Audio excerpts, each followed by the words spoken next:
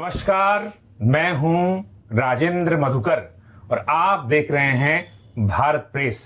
Bharat press के बेहद खास कार्यक्रम गुफ्तगू में आज हमारे बीच हैं बिंदल अस्पताल के संचालक वेद प्रकाश बिंदल। आपका स्वागत है। नमस्कार मधुकर साहब। वेद जी, कैसे एक नागौर के छोटे से गांव से चलकर और शिक्षा नगरी सीकर में एक बड़े प्रतिष्ठित अस्पताल के आप संचालक बने, वो पूरी कहानी हम सुनना चाहते हैं। आपने जो बोला शिक्षा नगरी, आपके मुख से बहुत अच्छे शब्द निकले, क्योंकि मैं जब सीकर में आया, मैं नागौर जिले डीडोना तहसील में बरड़वा गांव से बिलोंग करता हूं और उस गांव से मैं शिक्षा के लिए सीकर में आया था। नो डाउट थॉट ईश्वर की कृपा से मैं फर्स्ट क्लास, मेरे 10th में भी मेरिट वाला लड़का हूँ मैं जी। तो उसके बाद में सीकर में जैन स्कूल में एडमिशन लिया। बड़ी गरीबी थी, महाजन होके बहुत गरीब थे, फादर कर सकते, बड़ी मुश्किल से पाल पोस के बड़े किए। उस जमाने में भाई बहन बड़े बड़े होते थे, तो हम मिल में लास्ट का था।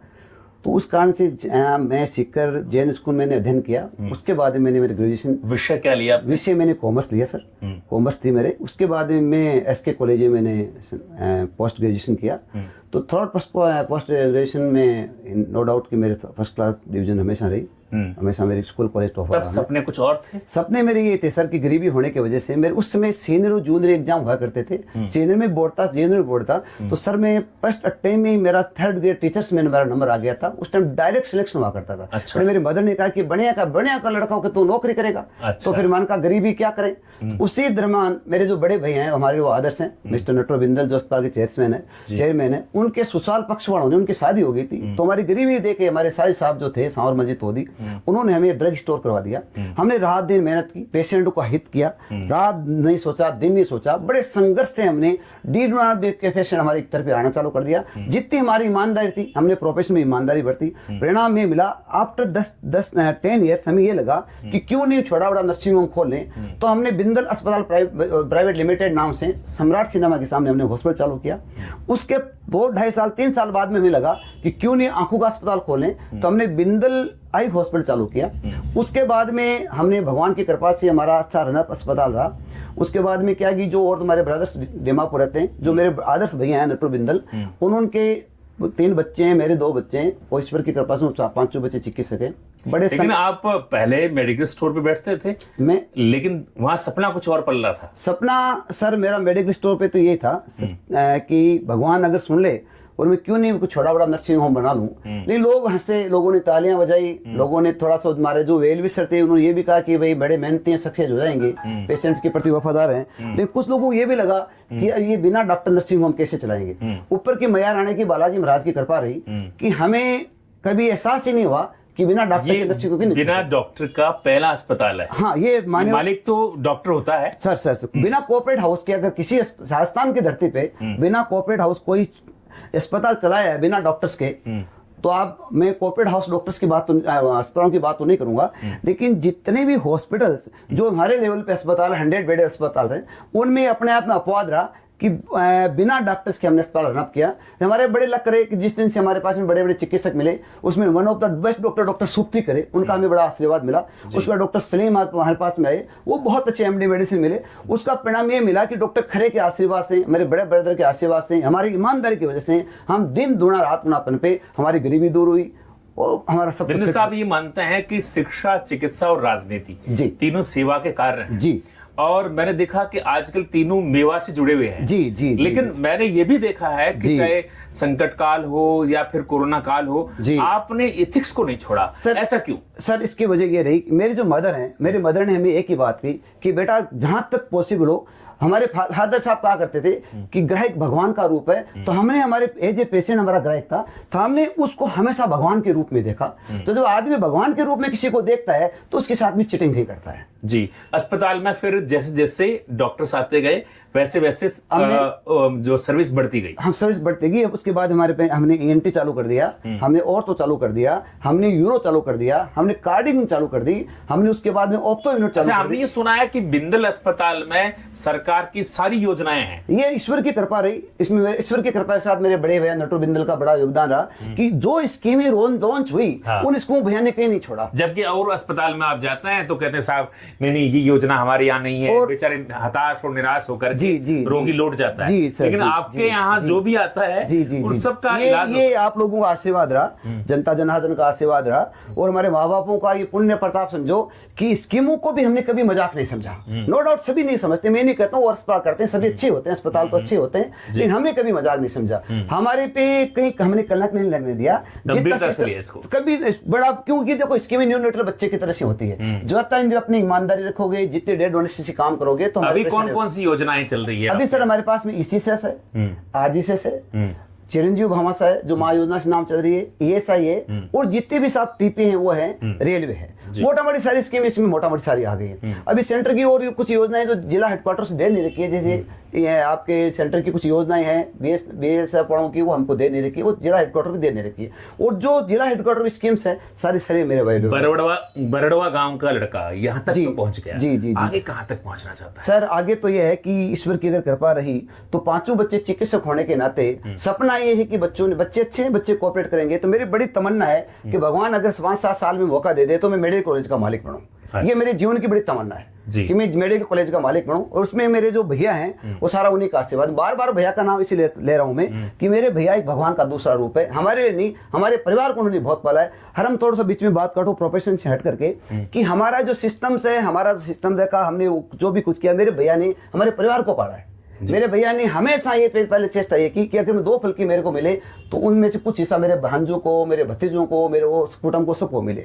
उसके साथ साथ में मेरे पास में मेरे सीईओ हैं मिस्टर जे आर सैनी, उनका बड़ा योगदान रहा। मैं भैया के बाद में सबसे ज्यादा इज्जत करता हूँ तो मिस्टर जे आर सैनी के करता हूँ। उनके दोनों बच्चे चिकित्सक हैं, आज उनके दोनों बच्चे चिकित्सक हैं, उनका एक बच्चा रेलवे के अंदर बड़ा अधिकारी है। उसके बावजूद भी वो हमें नहीं छोड़ रहे हैं, ये उनका बड़ा बड़पन है, और हमारा वो भाई हमें छोड़ भी नहीं पाएगा। उसमें मेरे बिंदल अस्पताल की प्रोग्रेस में 4-5 आदमियों का बड़ा योगदान है। उसमें डॉक्टर सुप्ती करे हैं, मिस्टर जे आर सैनी साहब हैं, भैया का तो चलो वो तो अपने मालिक का सोचना है क्या है, तो इन दोनों सब लोगों का, प्लस में मेरे और भी पैरामेडिक स्टाफ है, उनका बड़ा योगदान। आज के युग में हम देख रहे हैं कि हर साल नया अस्पताल खुलता है, लेकिन लोगों का विश्वास नहीं जम पाता। जी। तो क्या आप मानते हैं कि कहीं ना कहीं इथिक्स की कमी होती है? हाँ, नो डाउट इथिक्स की कमी भी है। साथ साथ में सर क्या है कि बुराई भी से ज्यादा दिखती है, हॉस्पिटल इतने बुरे होते भी नहीं है। एक्चुअली क्या है कि 10% 5% जो गलती करते हैं जनता को वही दिखती है। लेकिन हमने प्रयत्न ये रहा कि अच्छा करें, जैसे कि हमारे यूरो के अंदर में होल्मेरिक लेजर होता है, जो यूरो के अंदर भी बड़ी एक अपने आप में शान होती है। हमने वो ला रखा है। हमारे यहाँ डॉक्टर उदय बेनीवाल है, डॉक्टर घनश्याम कुमार होते हैं, डॉक्टर महेंद्र पूनिया है। तो हमारे होल्मेरिक लेजर से वो स्टोन को बाकायदा बिना पीसीएनएल एक सर्जरी बोले जाते हैं, उसमें छेद होते हैं, बिना छेद के निकालते हैं। हमारे ये सिक्कर के हिसाब से मैं कमेंटमेंट तो नहीं करूंगा, मेरे को लगता है कि सिक्कर के हिसाब से और किसी के पास ये नहीं है। सेकंड हमारे पास में पाइल्स के लिए लेसिक लेजर है, वो लेसिक लेजर लाना बहुत बड़ी बात नहीं है, लेकिन डॉक्टर खरे चलाती है। हम पिस्टुला पाइल्स जैसी सर्जरियां बाकायदा लेसिक लेजर से करते हैं। फिर थर्ड यूनिट मेरे आई की है, तो आई के अंदर में मेरे सारी मशीन है। मैंने अभी भी फेको की बड़ी मशीन ली है। आई यूनिट हमारी बहुत अच्छी चलती है। अब तो ईश्वर की कृपा से जो भैया की बड़ी वाली बेटी है डॉक्टर आकांक्षा बिंदल, वो वोक्टोलॉजिस्ट है, उसने ज्वाइन कर लिया। एएनटी में मेरी दूसरी बेटी है, भैया की छोटी वाली बेटी, उसने ज्वाइन कर लिया। एक मेरे लेप्रोस्कोपिक सर्जन है, भैया का जो बेटा है, उसने एज ए सर्जन वो पीजी करके आ गया। पूरा परिवार ये ईश्वर की आप लोगों का स्नेह है साहब, मधुकर साहब, आप लोगों का स्नेह। अच्छा ये बताइएगा कि आपने गरीबी देखी, बहुत करीब से गरीबी देखी, अब वेलफेयर का काम करते हैं? हाँ, आई मैं ट्राई माई बेस्ट। मैं तो ये तो नहीं कहूंगा बहुत वेलफेयर कर पाता हूँ, लेकिन मेरा बिंदल आई अस्पताल मेरे फादर के नाम से ट्रस्ट मैंने बना रखा है। उस ट्रस्ट के अंदर में ज्यादा भी नहीं तो मैं आपसे ये मेरे भगवान मेरे से झूठ नहीं बुलाए, 15-20-30 सर्जरी फ्री में करता हूँ। उसमें फादर के नाम से मैं लगता है कि ट्रस्ट फ्री करने करते हैं। उसमें बाकायदा वहाँ फेको सर्जरी करते हैं। उस फेको सर्जरी के अंदर में 100% पेशेंट को रिजल्ट मिलता है। 6x6 विजन पेशेंट्स के आ जाते हैं। उसमें जो लेंस डालते हैं हम मोनोफोकल लेंस है वो उसमें डालते हैं। चलते चलते आप हमें वो जरूर बताइएगा, आप सफलता का राज किसे मानते हैं? मेरी सफलता का राज जो है वो एक ही है कि हमारी मादर, जो हमारी माँ है बुजुर्ग है, उन्होंने हमें एक शिक्षा दी कि जो मैंने पहले भी रिपीट कर चुका कि नर सेवा नारायण सेवा है, ग्रह भगवान का रूप होता है। तो हमारी मदर की शिक्षा और मेरे बड़े भाई की शिक्षा है, उसी का हमारा योगदान है कि हम इस मुकाम पे पहुंचे। कोई इस क्षेत्र में आना चाहता है जी, उन्हें सबसे पहले क्या करना चाहिए? अगर इस क्षेत्र में कोई आना चाहता है तो उसके दिमाग में ये की बात रहनी चाहिए कि मैं पेशेंट के एजिंग तो पेशेंट ही बोलेंगे, ग्रह को पेशेंट बोलते हैं, पेशेंट होता है तो उसकी जेब को कैसे बचाया जाए।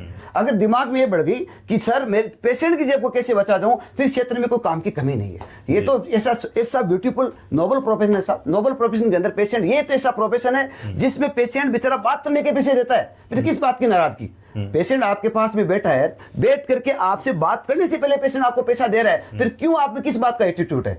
तो ये सब चीजें अगर आप पेशेंट साथ वफादार रखोगे, दिक्कत भी नहीं आएगी। अच्छा, आप मेडिकल से भी जुड़े हुए हैं जी। और मैं देख रहा हूँ दोनों भाई प्रातः काल भ्रमण के लिए ये निकलते सर हैं ईश्वर की और फिट आप रहते ये हैं। सर ईश्वर की कृपा से मेरी एक अलग पहचान है। हमें बिंदल ऑफिस से ज्यादा लोग ये जानते हैं। दुनिया ये भी कहती है किसी के घर में कोई छोटी बड़ी बात हो जाती है भाइयों के, तो हम उदाहरण देते हैं कि एक बार बिंदल ब्रदर्स को देखो, उसकी माँ की पूछ क्या हो कि इन बच्चों को क्या खिलाया, कि दोनों बच्चे इतने बड़े प्रेम से रहते हैं। मॉर्निंग वॉक नहीं घूमने के लिए भी साथ साथ ही सर, जाते you should surprise on me, I am 52 year old, मेरे ब्रदर हम दोनों फिट है और हमारी दोनों की जुगल जोड़ी है। हमें कोई दोस्तों की आवश्यकता नहीं है, हमारी बिल्कुल बहुत ही प्रेम से। आज के जीवन में भ्रमण कितना जरूरी मानते हैं? ये भ्रमण तो इतना जरूरी है सर, मैं इस प्रोफेशन से जुड़ा हूं बोल के कहूं कि इसके सामने कुछ है ही नहीं। मैं तो चीज क्या कहूँ कि मॉर्निंग वॉक, चाहे वो इवनिंग वॉक, सुबह जल्दी उठ के मॉर्निंग वॉक करना और करना, ये बड़ा, ये आई एम 52 ईयर ओल्ड, इस उम्र में मेरे ईश्वर की कृपा से केवल मॉर्निंग वॉक ही देना कि मेरे को 40 साल के लग रहे हैं। आप ऐसा तो सर कुछ नहीं है, बट ईश्वर की कृपा है। और सर दूसरी बात ये जरूर है कि रियली के अंदर में मॉर्निंग वॉक से न जाने कितनी बीमारियां दूर होती है। सुबह प्रातः काल में आप जैसे सज्जन पुरुषों के दर्शन हो जाते हैं, सबसे हाँ हो जाती है, और उस घर का माहौल दूसरा बन जाता है। बिल्कुल। तो उसमें क्या हमारे बुजुर्ग माँ है तो उसकी थोड़ा सेवा भी हो जाती है। जी बिल्कुल बिल्कुल। और चलते चलते कोई संदेश सीकर को देना चाहेंगे आप अपने मित्रों को?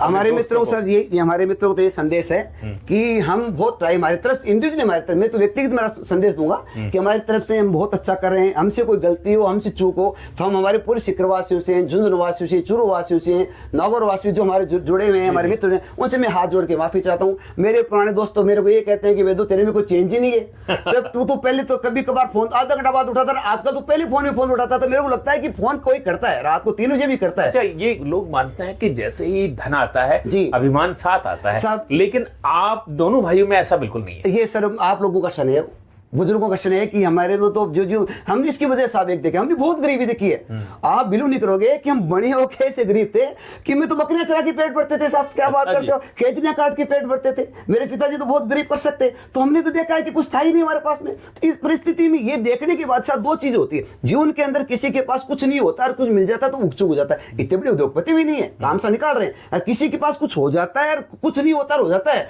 तो वो समझता है कि मैं तो क्या करता था, मेरे बकरी, मेरी माँ। जी जी जी जी, एक शेर के खुदा जब हुस्न देता है तो नजाकत आई जाती है। ये तो आप लोग लाख करे कोशिश कमर बल खाई जाती है। नहीं सर, ये तो बहुत बहुत धन्यवाद वेद प्रकाश बिंदल साहब, आपने ढेर सारी बातें बताई, हमें समय दिया। इसी के साथ लेते हैं विदा। बहुत बहुत धन्यवाद। नमस्कार।